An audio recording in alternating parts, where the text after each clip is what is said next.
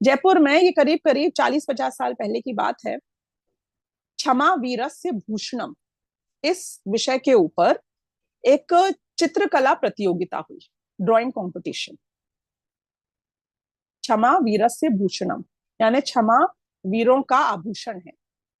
और जब वो प्रतियोगिता हुई तो जो फाइनल टॉप 2 एंट्रीज आई, उसमें एक एंट्री आई जहां पर एक हमारे ऐतिहासिक पुरुष, जिन्होंने कहा था कि मैं आपकी 100 गलतियों को माफ करूंगा, लेकिन 101वीं गलती होगी तो मैं इसकी गर्दन उड़ा दूंगा,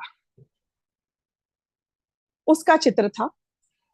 और दूसरा एक चित्र था जिसमें कि एक जैन मुनिराज थे, नग्न दिगंबर, उनके शरीर के ऊपर एक भी धागा तक नहीं था, बिल्कुल एकदम जंगल में बिना किसी परिग्रह के बैठे हुए थे, अपना ध्यान कर रहे थे।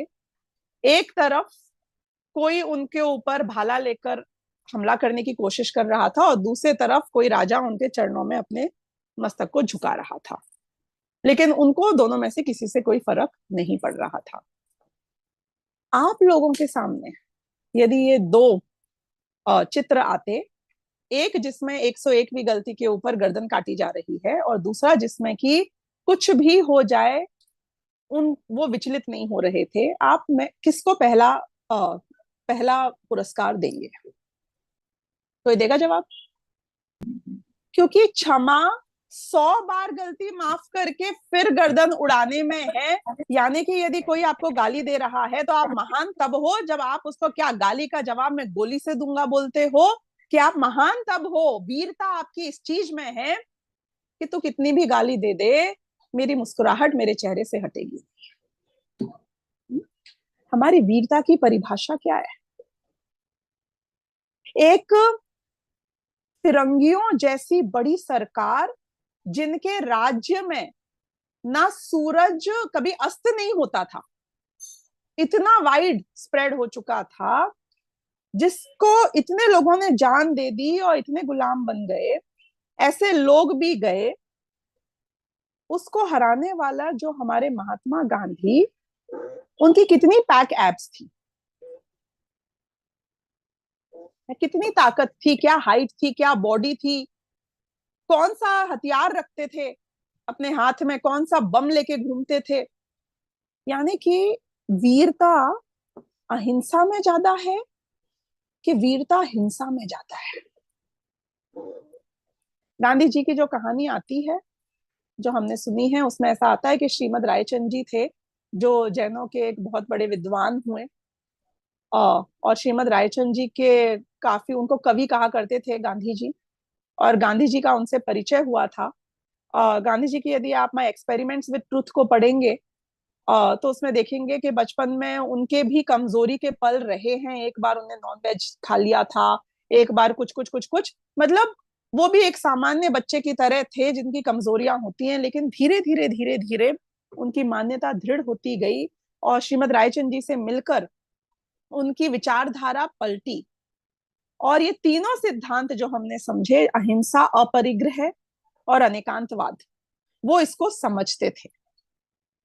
और क्योंकि वो इसको समझते थे तो उनमें रेजिलियंस जिसे बोलते हैं इंग्लिश में, वो बहुत हाई था। उनने उपवास भी रखा तो उनने ये नहीं कहा कि मैं तब तक उपवास रखूंगा जब तक तुम मेरी बात नहीं मानोगे। आपको पता है गांधी जी हमेशा क्या कहते थे? मैं क्यों कर रहा हूं उपवास? वो कहते थे मैं अपनी आत्म शुद्धि के लिए अनशन पे बैठा हूं। It was never a blame, तुमने ये किया इसलिए मैं नहीं खाऊंगा, तुम नहीं मानोगे तब तक मैं नहीं खाऊंगा। वो कहते थे कि मैं अपनी आत्मशुद्धि के लिए कर रहा हूं।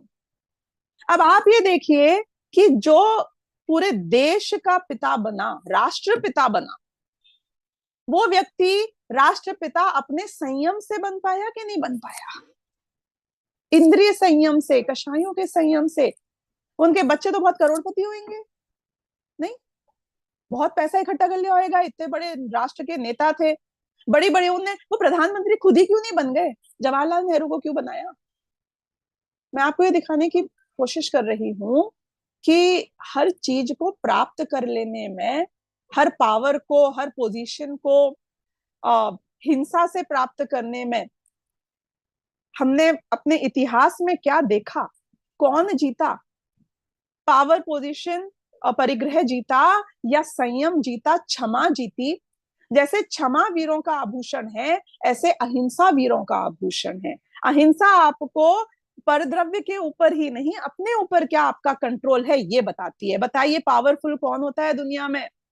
जो दुनिया को अपने कंट्रोल में करे वो पावरफुल होता है, कि जो अपने आप को अपने कंट्रोल में कर पाए वो पावरफुल होता है? अरे जिसका खुद पे कंट्रोल नहीं है वो किसी और पे क्या कंट्रोल करेगा? हा? पावर क्या है? पावर किसे कहते हैं? जो खुद के हाथों हार गया वो किसी और के आगे कैसे जीत सकता है? पहले मन के जीते जीत होती है ना, कि दुनिया में जीत होती है। ये अंक, ये नंबर, ये कहाँ है? गांधी जी ने वो बात समझी थी। और गांधी जी ने, मतलब अगर सच बता रही हूँ, गांधी जी का एग्जाम्पल यदि हमारे पास अहिंसा की जीत के लिए नहीं होता तो फिर अहिंसा को कमजोरों का आभूषण ही माना जाता, सच्चाई को कमजोरों का आभूषण माना जाता। यदि हम समझते हैं कि पॉलिटिक्स में झूठ से जीता जा सकता है, लेकिन गांधी जी तो सत्यवादी थे, उन्होंने सत्य का आग्रह किया। जैन दर्शन 5 पाप बताता है और 5 पापों के अगेंस्ट 5 वर्च्यूज को, 5 व्रतों को बताता है। हिंसा, झूठ, चोरी, कुशील और परिग्रह, ये 5 पाप है। हिंसा तो आप जानते ही हैं, झूठ भी आप जानते ही हैं, चोरी भी आप जानते ही हैं। कुशील किसे कहते हैं आप जानते हैं? पराई माँ बहन को या पराये पुरुष को बुरी नजर से देखना, ये कुशील है। और परिग्रह भी अभी हमने समझा ही है। ये 5 पाप है। और ये 5 पापों को यदि हम यथा योग्य जितना लिमिट कर सके, जैसे कि मैं घर की सफाई तो करूंगा ही, उसमें थोड़े बहुत जीवों की हिंसा तो ना जानकर भी हो ही जाती है, बहुत कोशिश करने पर भी। लेकिन अहिंसा का अणुव्रत है, यदि मैंने अपनी पूरी कोशिश करी कि मेरी वजह से किसी को नुकसान नहीं पहुंचे। झूठ, मैं ऐसा झूठ तो नहीं बोलना चाहता हूं जिससे किसी का कुछ बुरा हो या मुझे पता हो मैं झूठ बोल रहा हूं, लेकिन 10:05 हो रहे थे और मैंने बोल दिया 10 बजे। ये झूठ है कि नहीं है? इंटेंशनल कोई झूठ नहीं है, इट्स ओके, दैट्स फाइन। चोरी, अरे टैक्स की चोरी भी चोरी है नहीं? किसी की पड़ी हुई भूली हुई वस्तु वो नहीं चाहता है आप लो, फिर भी ले लेना, छीनना, डकैत डालना, ये भी चोरी है। डाकू चोर होता है कि नहीं होता है, पूछ रही हूं मैं, छुप के तो नहीं किया उसने काम। डाकू चोर है कि नहीं है? अरे डाकू बड़ा चोर है, क्योंकि तुमको तो दुखी करके तुम्हारा माल लेकर गया। अब मैं नहीं नाम लेना चाहूंगी, लेकिन बताओ सबसे बड़े डाकू कौन बने हुए हैं? ऐसा कहते थे पहले जमाने में, राजा सबसे बड़ा डाकू होता है वो राजा होता है। इसलिए हम अगर रूल भी करें तो भी हम किसी को दुखी करके रूल नहीं करना चाहते हैं। अपने जानबूझ के उसके हित को कॉम्प्रोमाइज करके, वो नहीं चाहे उसकी चीज को छीन कर उसको दुखी नहीं करना चाहते हैं। कुशील, यदि सारी दुनिया कुशील को पाप समझने लग जाए तो बताओ इंडिया कितनी सेफ कंट्री नहीं हो जाए, ये वर्ल्ड कितनी सेफ नहीं हो जाए। यानी कि ये वैल्यूज, मैं कहाँ आ रही हूं मैं आपको बता रही हूँ। और परिग्रह तो हमने अभी समझा ही है। ये 5 वैल्यूज, आप जैनी हैं तो आप पालन करें ऐसा जरूरी नहीं है। इन वैल्यूज को गांधी जी ने अपनाया तो देश स्वतंत्र हो गया। इन वैल्यूज को यदि कोई आदिवासी अपनाता है, इन वैल्यूज को यदि कोई भी इस दुनिया का जीव, अमेरिकन, चाइनीज, पाकिस्तानी, जो अपनाना चाहे अपनाता है, रशियन अपनाए, पैलेस्टीनियन अपनाए, ईरानी अपनाए, इजरायली अपनाए, जो अहिंसा को मानेगा, जो सच्चाई को मानेगा, आप बताइए उसके जीवन में शांति आएगी कि नहीं आएगी?